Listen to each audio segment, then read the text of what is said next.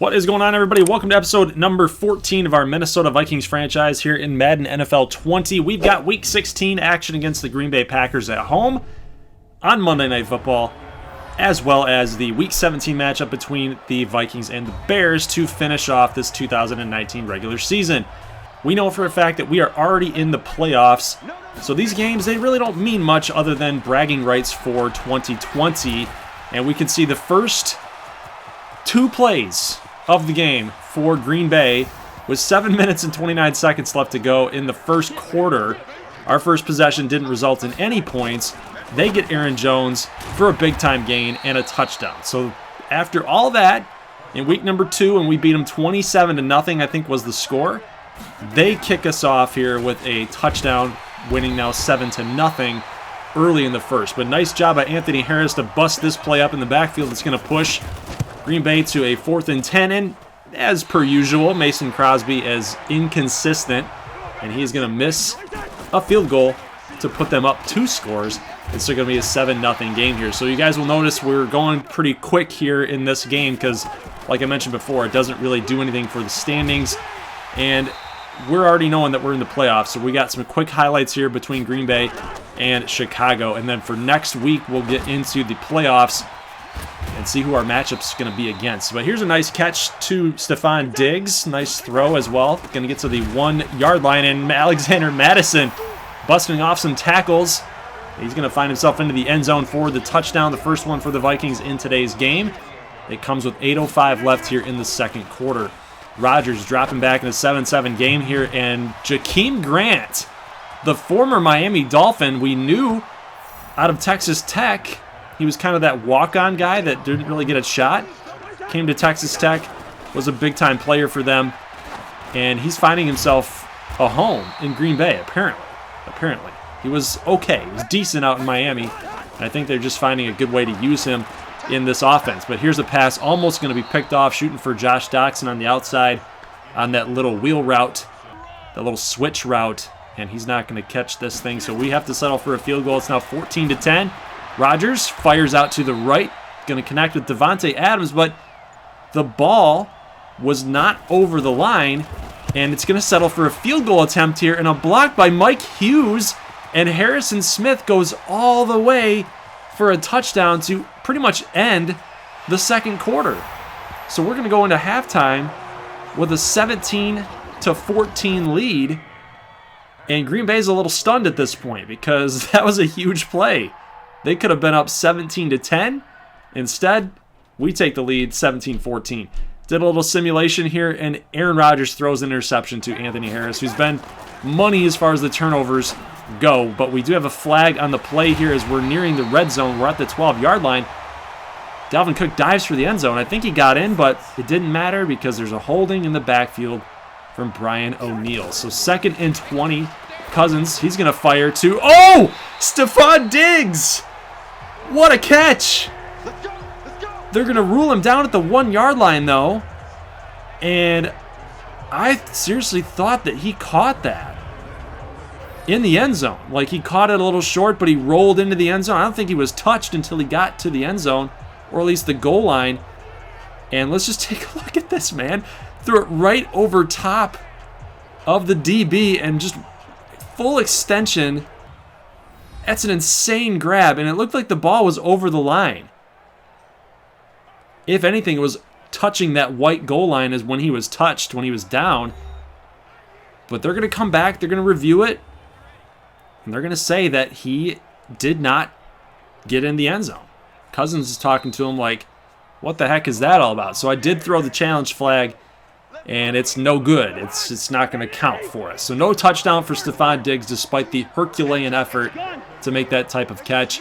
We got C.J. Ham moving in motion here. We're going to go with the toss play to Alexander Mattison because he had that touchdown earlier. Good goal line back. I know Dalvin Cook probably should have gotten that call, but based on formation subs, I like Mattison on the toss in that situation. So we do get a touchdown, 24-14 now, and Dalvin Cook with the screen, and he's going to bust off 2, maybe 3 tackles, 1 off of a juke, and he's going to get a receiving touchdown on today's game. It's now 31 to 14. We get the football back here in 7:45 in the fourth quarter, and Josh Doxson has a missed tackle and then bowls his way over all of these Green Bay defenders, and he dives into the end zone for another Minnesota touchdown, 34-yard strike, and yard after the catch play. I mean, that's money, guys. 38 to 14, but Green Bay is not done per se. I mean, this game's pretty much over, but we see Anthony Harris trying to come up with another interception, but Devontae Adams making a nice catch, staying with it, good concentration. He's going to tiptoe and make that catch on the sideline here. Here's a pass going to go completed out to 81. I think that's Valdez-Scantling with the catch. But 38-14 here and a touchdown to Aaron Jones. I mean, this game's over. That's just a gimme touchdown. We're just trying to get out of here and host Chicago in the next game. So they're going to go for a two-point conversion. They're going to go for a two-point conversion. And with the big hit, the ball comes loose. And Anthony Harris is dancing his way all the way in the end zone for a Minnesota two-point conversion. It's now 40 to 20. Let's take one more look at this again. So he freaks out. Anthony Barr with the big hit, causes the football to fly in the air, and then Anthony Harris runs all the way back for a two-point score here. So 43 to 20, Green Bay firing into the end zone, trying to make something happen. And Harrison Smith with a minute 10 makes this interception, and the game is over. So Skol Vikings, baby. We got another W over Green Bay. Rushing game wasn't really there. I mean, 6 average yards per play is decent. I'd like to see that more in the 7s and the 8s. That's the sign of a really good offense. Our offense, I think, came through, though, when it mattered the most. We made big plays, and we've been kind of waiting for that to pop. You know, in the last couple weeks here, we played some pretty decent defenses, even with Dalvin Cook back. And it's been kind of slow going with Dalvin Cook back and trying to get into that rhythm again, get into the rhythm of the offense. But I think this was a good game to get us off that schneid a little bit. And now we've got 2 wins against Green Bay. I love it. I love it when Green Bay loses. But we also see the defensive stats here, and 2 interceptions, one being from Anthony Harris in the Super Sim, and the other, the user pick by Harrison Smith when they were firing to the end zone trying to make something happen. And of course, Harrison Smith wins NFC Defensive Player of the Week with that 1 interception and a forced fumble, I believe that was, or fumble recovery. That was actually based off of the field goal attempt that was no good. But you guys will notice here up on the screen, we are covering some standings here. We're 13-2. We're hosting the Bears this week. There's no way that they can catch us, and nobody's taking over that number 1 seed in all of the NFC. Nobody's doing it. So you would think that I would have noticed that, and I would have been benching our starters for this Chicago game. But you can see Kirk Cousins is out there just slinging it. Thielen's catching it. Yeah, total oversight. So, you know what? Hate me all you want, but the starters are playing, and because we need to get into the rhythm for this offense too. We need a little tune-up. There's no breaks right now for us. You'll also notice, I'm not going to talk too much about the gameplay here right now, because there is something that I noticed here, and you guys will have to correct me on this, but Trey Waynes, I tried to re-sign him through contract negotiation, and we're in the negative with available salary, and I don't know what's up with that, because we hadn't actually renegotiated anyone's contracts whatsoever. And here's a big strike to Anthony Miller, just nobody in the backfield to stop that play. I think we were in cover 2, but nobody was covering the middle of the field. That's leading to the big-time touchdown to Anthony Miller. But yeah, kind of interesting, kind of weird. So we're in negative salary cap, so I was unable to actually sign anybody through contract negotiations. We're going to have to do that through in the offseason, maybe let some people go. I'll make sure that you guys are included in on that to really determine what we're going to do for the offseason. So let's actually get into the gameplay here. We're almost done with the first quarter, and we've got a couple drop passes by Minnesota. Going to have to settle for this field goal. Dan Bailey has been one of the best players on this Minnesota team. I mean, he's getting field goals, 50-plus yards all over the place. He's keeping us in these games despite even the defense. You could argue the defense is keeping us in games, but that big leg kicker, Dan Bailey, helping us out a ton. So we do get the Bears to punt off of a sort of weird throw by Trubisky. Go figure. That's often a thing that we talk about with Trubisky. But 4th and inches here, and Abdullah going to pick up the first down 3:18 to go. Time is ticking away here in the second quarter. We're at the 7-yard line. 3rd and goal. This is a big spot here. And oh, I thought Thielen was breaking to the right.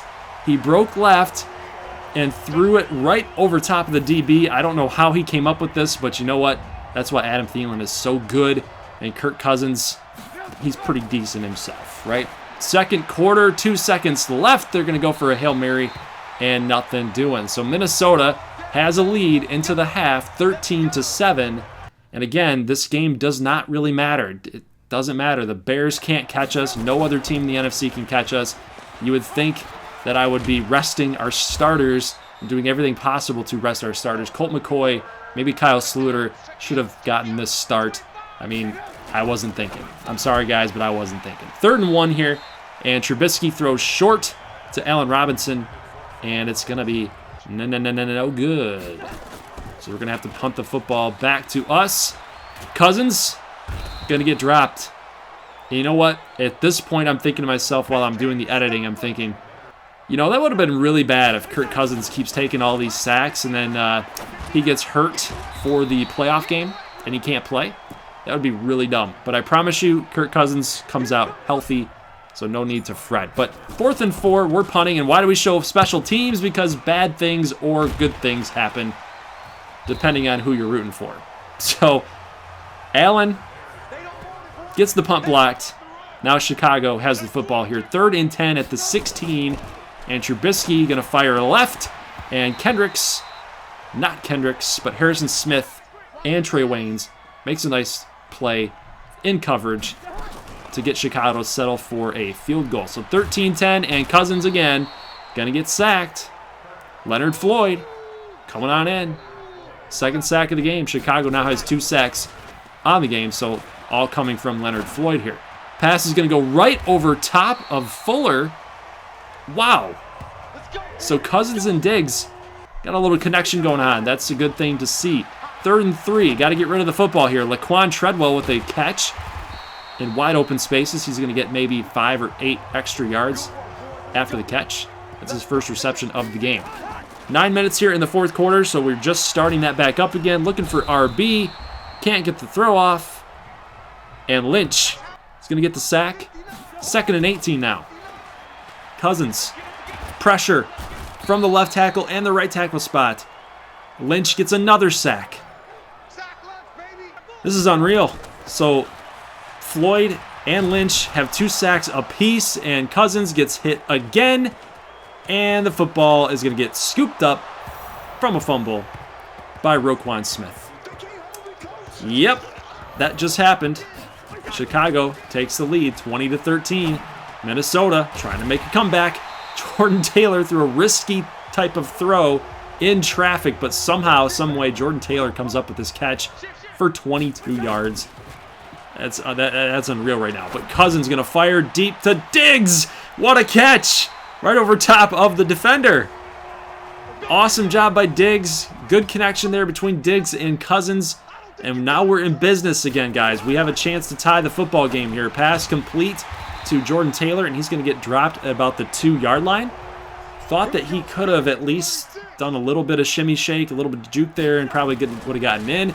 But Dalvin Cook hurdles a man and still misses the tackle and gets in, does a little river dance.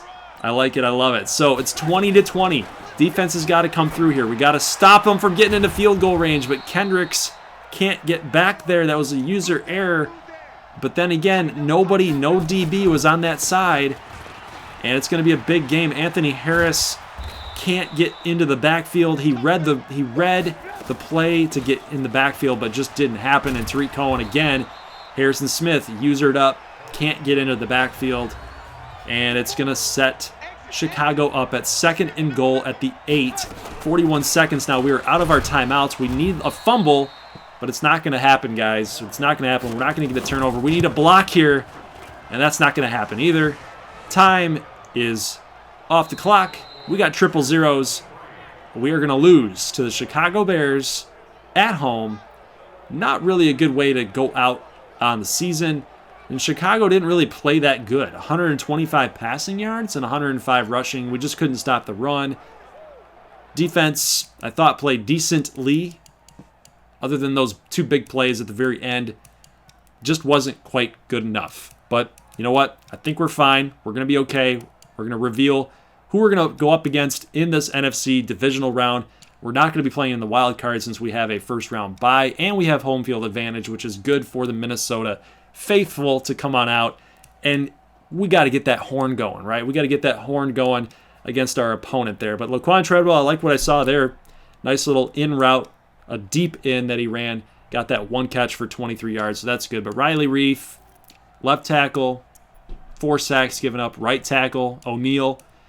I mean, those guys just were not good enough for us in today's game. So Everson Griffin had the lone sack for the defense. Dalvin Cook gets an upgrade. He's going to just jump up to an 87. We're going to upgrade that elusive back. And a really good time for that to be upgraded because now we're in the playoffs. And Josh Doctson gets bumped up to about a 78, giving him a slot upgrade. I like that. A little bit of awards section here. Patrick Mahomes wins a back-to-back NFL MVP. Trubisky somehow came in 4th place. That's insane. But Mike Zimmer gets the head coach of the year. NFC best quarterback was Jameis Winston, I believe. Offensive player of the year, Offensive player of the year goes to Jameis Winston. Defensive player of the year, I can't argue with that. Maybe I would have put up Harrison Smith to be that guy. I mean, he was just money all season long. Anthony Barr was good, and maybe it's just a matter of how many tackles each guy had, but I would have definitely cast a vote for Harrison Smith. Alexander Madison down there for offensive rookie of the year. He had a great season as the backup, as the number 2, and I think he really stepped in nicely when Dalvin Cook had missed so much time. So really good job. Nice 1-2 punch there for our Vikings offense. Best running back is going to go to Ezekiel Elliott. Best wide receiver, Michael Thomas. So 2 Ohio State products. It stings me to say that. I can't stand it as a Michigan guy. But unfortunately, that's what happens. Anthony Barr won Defensive Player of the Year in the NFC, but he didn't win Best Linebacker. Kind of weird. Best defensive back, Harrison Smith finished in 4th. Anthony Harris right behind him.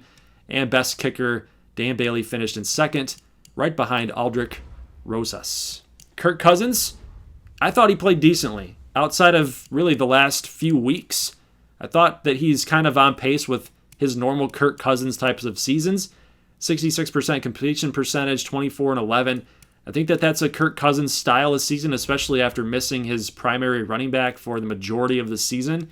I think we did all right with Kirk at quarterback. I mean, you can see him up here with some of the better QBs in the league as far as statistics go. I mean, I'm looking at Eli Manning, Jameis, Jimmy G.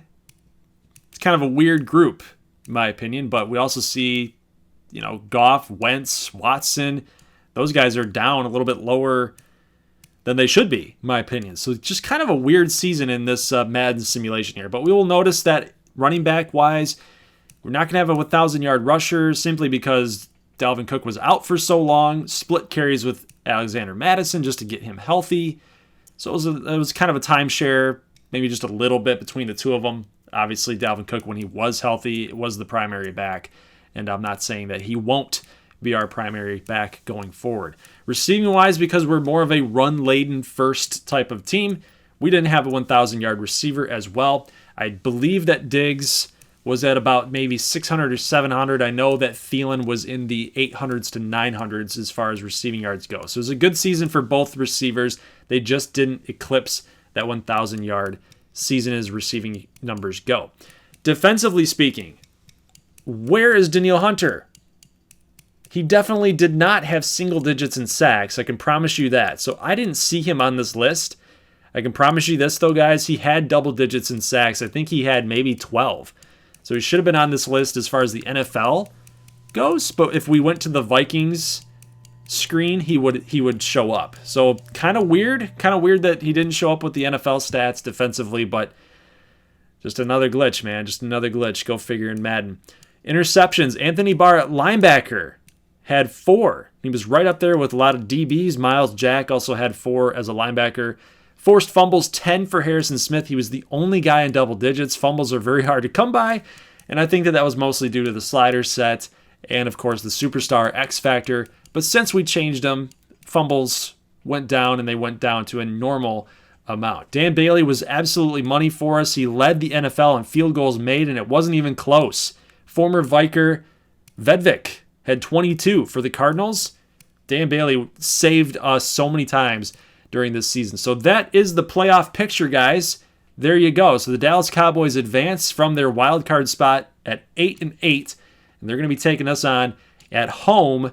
And it's not going to be an easy task. I mean, we know that we have the home field advantage, but guys, just when you think they're going to take away the run, they've got some pretty darn good receivers as well. And just to get pressure on Dak Prescott and take away the run with that offensive line is almost impossible. I mean, we're going to do our best here. We do have a good defense, so it does match up well, but they've also got a good defense as well. So our offense is going to have to be on its game and firing in all cylinders, just like the Green Bay game, in order for us to have a chance to beat these Dallas Cowboys. So here's the postseason in the divisional round. We got the Rams against the Panthers, Jets and Chiefs, Patriots and Texans in the wild card. Patriots beat the Texans in the wild card to advance, and the Bears lost to the Cowboys. So there is your divisional matchups, guys. I will see you later on Thursday. So make sure you guys come back and check out the Minnesota Vikings franchise on Thursday, along with, of course, the XBA gets posted as well on Thursday. So for Thursday Night Football, we're going to have a playoff matchup here between the Vikings and Cowboys. I will see you guys in the next one. Leave a like if you like this thing. As always, peace.